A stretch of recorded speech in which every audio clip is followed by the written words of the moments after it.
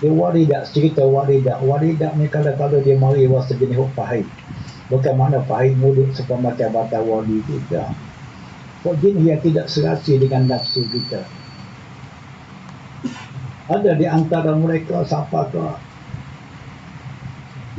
makan pun biasa sekadar alah perut je. Mengapa? Sebab mai rasa oleh hati dia ni Allah lagi dalam keadaan kesedihan hidup. Mari masa ladak pula lain pula, dia tak sama tu angin dia tu. Tapi tidak macam tu semua. Kadang-kadang 2-3 bulan, seminggu 2 dia mari 3 kali hok lain pula. Jadi nak teramuk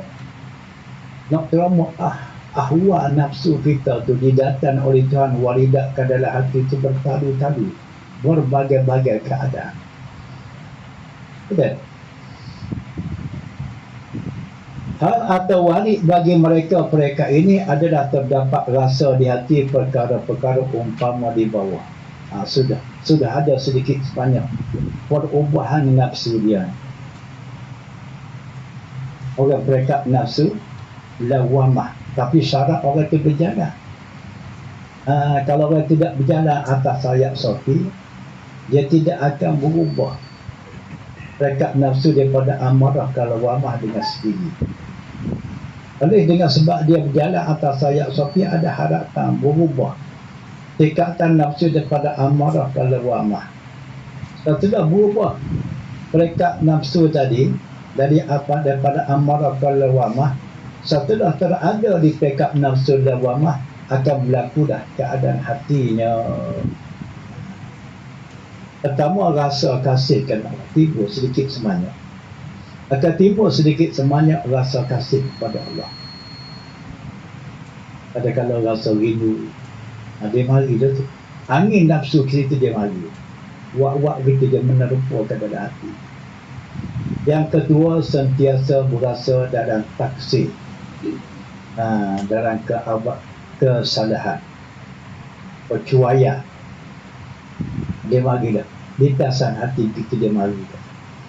Ketiga, sentiasa dalam meminta ampun kepada Allah. Suka beristighfar. Yang keempat, rasa menyesal bila bersalah. Dipikir dalam soal kesalahan. Ditimbullah pada hati sedikit sebanyak penyesalan. Yang kelima, lain-lain lagi. Tak baik lagi.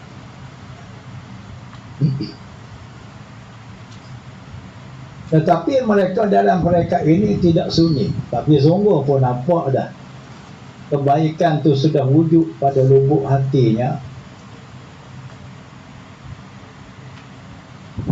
Tidak sunyi dari datang rasa di hati sekali-sekala daripada sifat-sifat seperti ujub, riya, sama'ah dan sebagainya.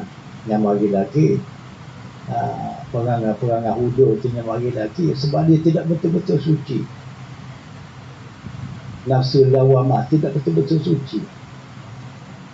Betul-betul sucinya mulhamad. Nafsu kelas 3. Kalau lepas lawamah mulhammah, itu barulah suci. Tapi suci je nafsu mulhammah ni tidak layak lagi disebut oleh Tuhan selaku ahli syurga. Berbeza dengan mutmainnah nafsu kelas 4. Sehingga dia sebut oleh Tuhan selaku ahli syurga. Masuklah mana-mana syurga yang kamu kendaki. Apa beza? Mulhammah dengan mutmainnah. Mulhammah nafsu suci dah. Tidak terhak lagi selaku ahli syurga di sisi Allah. Tidak bagaimana mutmainnah. Bezanya, walaupun nafsu mulhamah itu dah suci, dia tidak sebegitu tamkin, tidak sebegitu kejap kesuciannya. Kalau kurang dia beri pengawasan diri dia, boleh jadi gelosa balik semula ke peringkat nafsu lawamah.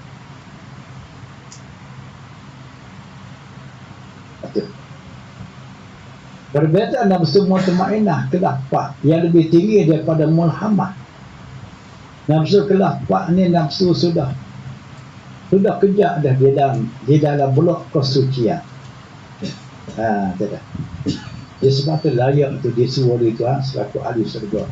Ya Tuhan nafsul mutmainnah. Tengok pembahasan dia akan datang.